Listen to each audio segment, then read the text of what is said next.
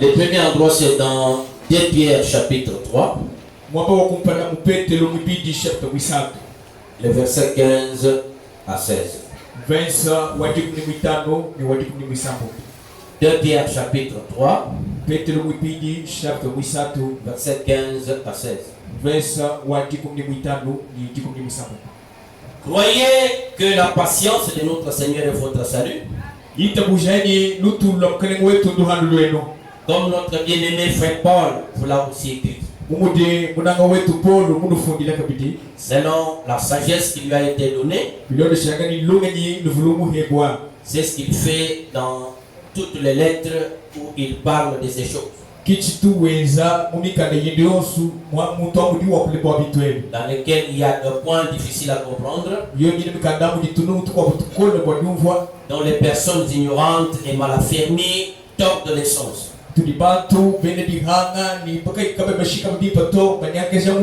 Comme celui des autres écritures pour leur propre ruine. Alors nous allons dans Ésaïe chapitre 55, verset 9 à 10. Et quand je termine ça, vous allez vous asseoir, je continue. Ésaïe 55, je crois qu'on commence déjà à enregistrer parce que il faut que ces écritures sortent. Oui. D'accord. Ésaïe 55, verset 9 à 10.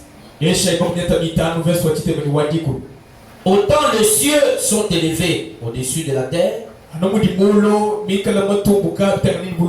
autant les voix sont élevées au-dessus de vos voix. Et mes pensées au-dessus de vos pensées. Comme la pluie et la neige descendent des cieux, et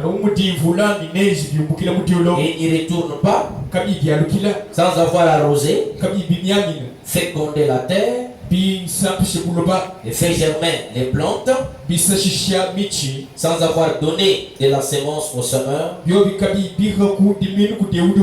et du pain à celui qui mange.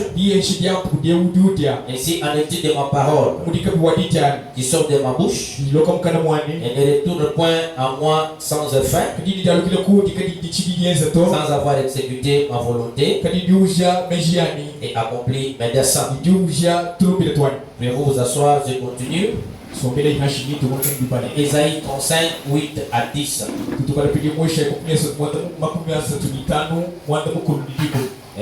Ce sont les écritures autour desquelles nous allons donner l'explication de ce dont nous allons parler. Ésaïe 35, verset 8 à 10. Il y aura là un chemin frayé, une route qu'on appellera la voie sainte.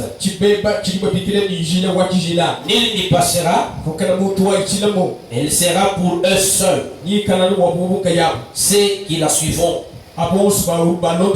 Même les insensés ne pourront s'égarer. Sur cette route, point de lion, ni bête féroce ne la prendra, ni ne s'y rencontrera. Les délivrés y marcheront.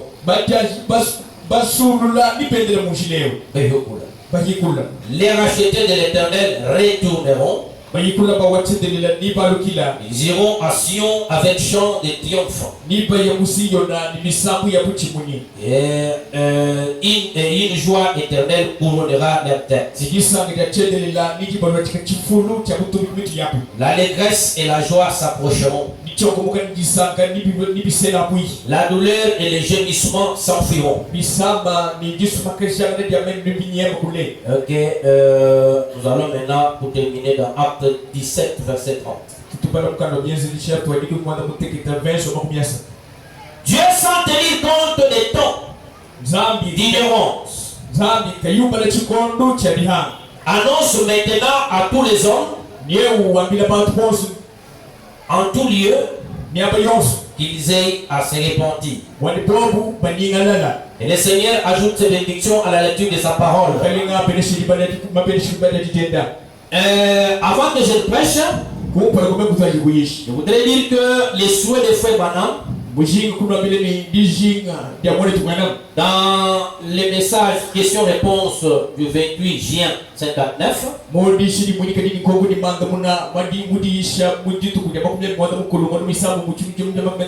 paragraphe 25, c'est dans les COD là, volume 1,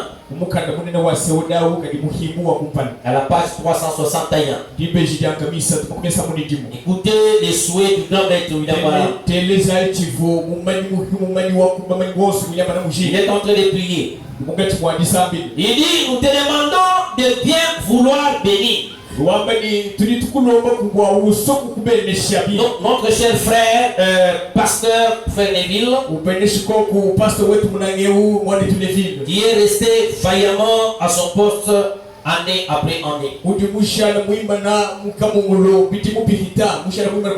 Qu'il fasse chaud ou qu'il fasse froid, afin de garder et de faire paître les brebis du troupeau qui se rassemblent ici. Je prie que ton esprit soit sur lui, aide-les et bénis tous ceux qui sont rattachés au tabernacle. Et bientôt, Seigneur, si c'est ta volonté, nous comptons avoir un beau grand tabernacle ici au coin de la rue, où nous pourrons avoir une école afin de former des jeunes ministres et les envoyer aux quatre coins de la terre et combattre pour la foi qui a été transmise au sein une fois pour toutes. Ça, ce ne sont pas les réunions de ministres. Et si nous faisons des réunions de ministres, c'est vrai, c'est une des paroles parce que le prophète l'a dit. Mais le prophète Branham dit, dans chaque église locale, les pasteurs doivent vraiment sélectionner ou voir ceux qui ont de la peine pour les former. C'est là que nos jeunes ministres ne savent pas comment s'y prendre. Et la plupart même de pasteurs ne se retrouvent pas dans ce qu'ils font. Ils font que par comparaison, par compétition. C'est pourquoi quand on enseigne les enseignements tels que je les donne ici, je ne suis pas ici pour répéter un certain pasteur, non. Je suis ici pour prêcher le message prêché par l'unique William Mario Branham. Et c'est celui-là que nous devons croire comme le messager du temps de la fin. Alors je vois beaucoup de gens qui sont désintéressés, c'est-à-dire ils apprécient, mais ils ne retiennent pas ce qu'on leur dit de façon à reproduire ça. Nous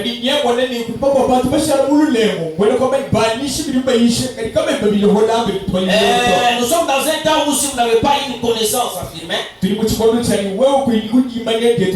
même votre prière vraiment sera difficile d'être exaucée. Parce que la Bible dit dans Osée chapitre 4, le verset 6e, que mon peuple est détruit parce qu'il lui manque la connaissance. C'est ainsi que la connaissance est très indispensable. Lorsque vous rejetez la connaissance, c'est-à-dire Dieu vous rejette aussi de son sacerdoce. Et prenons l'exemple de Daniel dans Daniel chapitre 12. Depuis le verset 8. Daniel fait partie des grands prophètes dans la Bible. Mais écoutez, quand Dieu lui parle, il dit que j'entendis, mais je ne compris pas. Et si au niveau de Daniel là, il a entendu mais il ne compris pas. Il a combien plus forte raison toi et moi?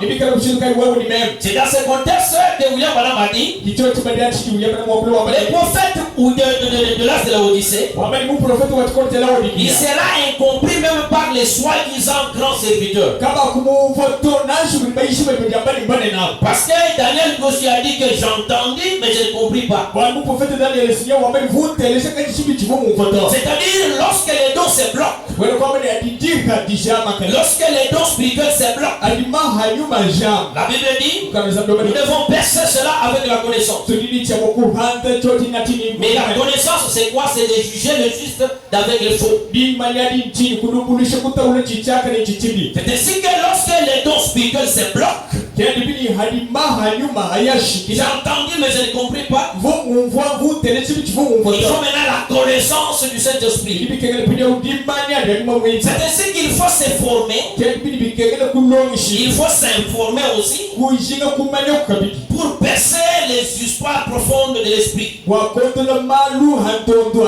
Parce que faut bien dire, dans les messages, les œuvres sont l'expression de la foi. Le paragraphe 9 est son. Il dit qu'on apprend au sujet de n'importe quoi. On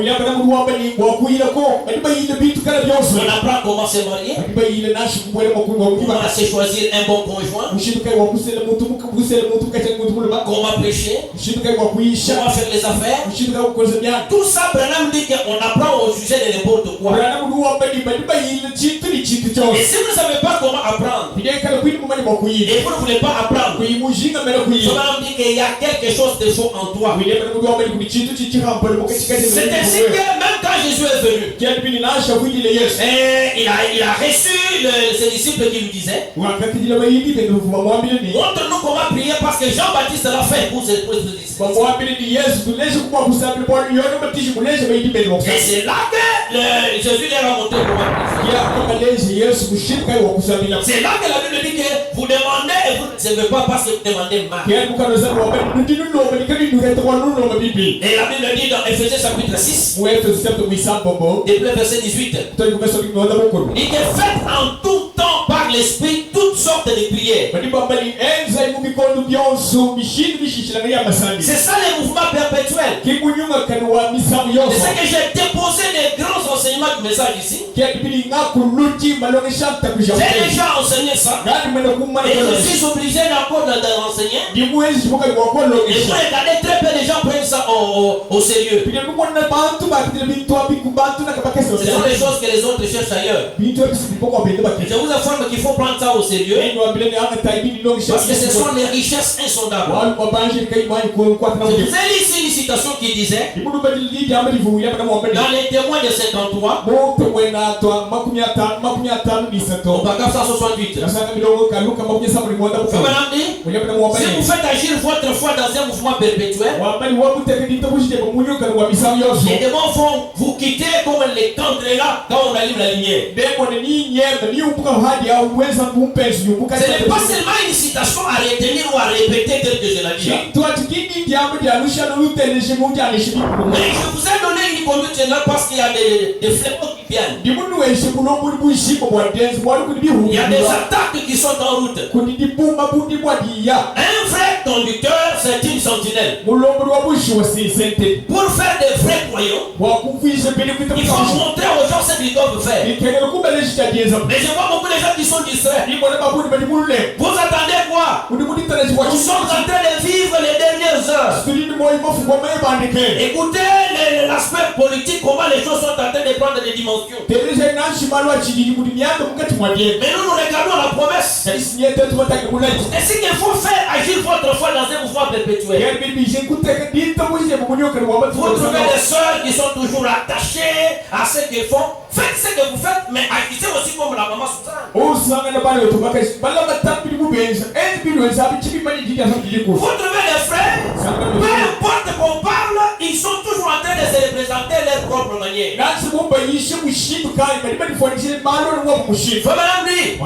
Il ne faut pas que la parole de Dieu s'adapte à nous. Il faut que nous fassions tous les efforts pour que nous nous adaptions à la parole. Si les dangers qui viennent, vis ça, moi je vis ça.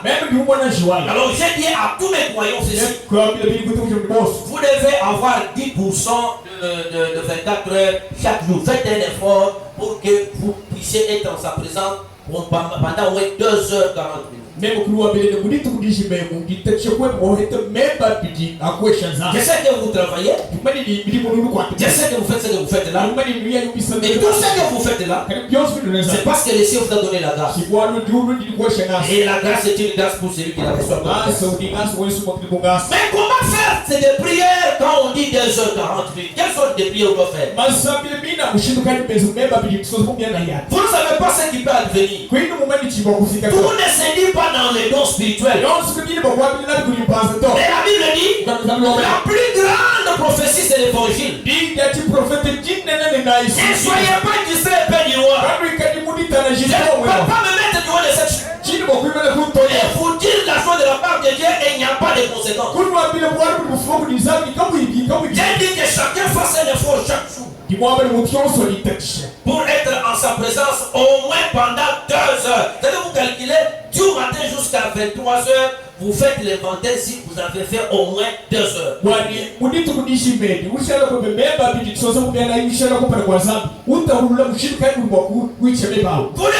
agir comme le temps de Néhémie. Néhémie n'était pas un prophète, mais c'était un administratif. Mais il était disponible pour le Seigneur. Ils avaient l'épée à la droite et à gauche la tuelle. C'est pour vous faire sur le même contexte où nous sommes. Pendant que nous sommes ici, on vous parle de ce qu'il y a et ce que vous devez faire. Vous négligez, c'est votre problème. Et c'est que les oreilles entendent ce que l'Esprit dit aux églises. Alors, il y a plusieurs sortes de prières qu'il faut faire. Maintenant, je vous donne comment vous devez prier pendant ces 2 heures et demie là. Parce qu'il faut en tant que votre pasteur que je vous montre comment prier. Il y a 4 phases de comment prier. Ouvrez bien vos tampons, ouvrez vos oreilles pour être vraiment à la page. La première étape, c'est vous devez prier pour être dans la volonté de Dieu. Dans tout ce que vous devez faire, dans tout ce que vous devez agir, vous devez demander à Dieu chaque fois, Seigneur, je voudrais être dans ta volonté. Mais je ne fasse pas autre chose que ta volonté. Cela se trouve dans la prière de notre Père.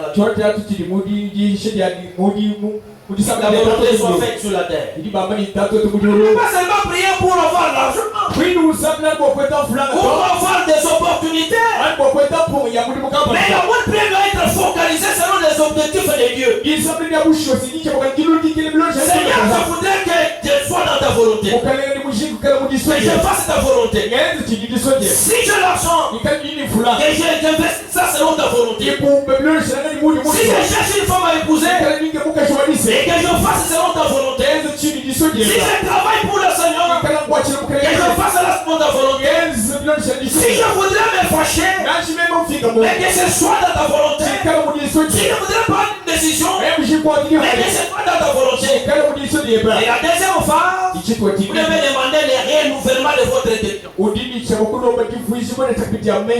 allez les comprendre dans notre thème du jour. Beaucoup de gens dans les tabernacles du message ne sont pas transformés dans leur intelligence. En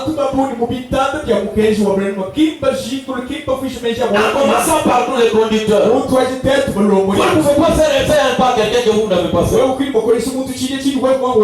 Mais Romains 12 dit, nous devons être renouvelés dans notre intelligence. Une transformation est très indispensable. J'ai besoin d'un diacre, il faut qu'il soit renouvelé dans sa façon de comprendre les choses. J'ai besoin des officiers de l'église, par exemple. Et que ce soit des gens qui sont transformés dans leur renouvellement l'intelligence. J'ai des hommes d'affaires. Mais que ce soit des gens qui sont transformés dans le renouvellement de l'intelligence. Alors, troisième phase, vous devez prier pour avoir la sagesse. Et l'intelligence spirituelle. Et le discernement des choses les meilleures. Et quatrième chose, vous devez prier pour que Dieu vous fortifie. Et dans un mouvement perpétuel, vous savez, quand vous dites à Dieu, Seigneur, que ta volonté soit faite, Dieu vous dit, Dieu exauce aux prières. Vous devez demander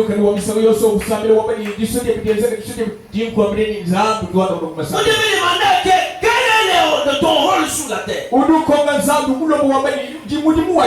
pas venu pour accompagner les autres. Tu n'es pas venu seulement pour être derrière les autres. Mais quel est ton objectif sur la terre? Et c'est directement pour contempler ce qui se fait.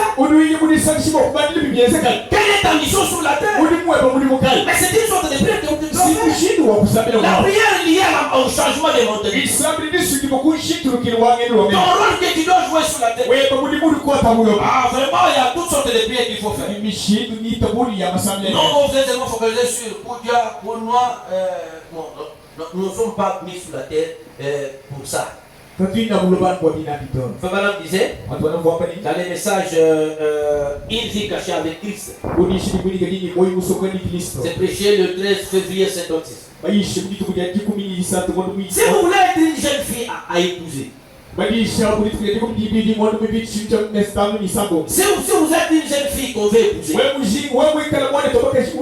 vous êtes une femme de la ligne d'âme à la maison, vous êtes un frère, vous êtes un chef quelque part ou un pasteur, vous devez connaître la mission pour laquelle Dieu vous a mis sur la terre. Au paragraphe 57-58, j'ai dit l'essentiel. Il n'y a pas longtemps, je parlais à un homme ici dans le voisinage. Et bien, a-t-il dit Pasteur Branham, j'aimerais vous dire quelque chose. Il a dit non.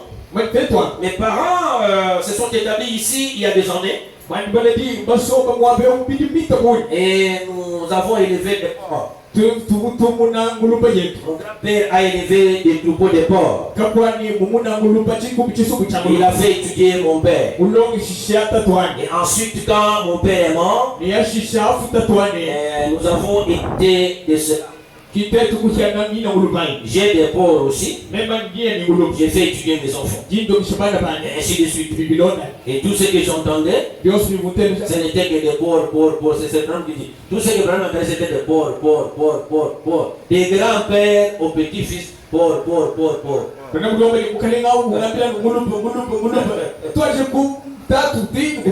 De telle sorte que ces enfants sont devenus même des porcs. Lui-même porcs. Et j'ai dit, c'est bien monsieur. J'apprécie cela. Il a dit, nous payons toutes nos factures grâce à ces porcs. Nous continuons simplement à élever davantage des porcs et vendre. Et nous continuons à les élever en gardant le plus jeune là pour la reproduction. C'est tout ce qu'il faisait sous la terre. Et là, écoutez, Branham. J'ai dit, c'est bien. Mais vous êtes-vous déjà arrêté pour réfléchir sur le fait que Dieu vous a placé ici pour quelque autre chose?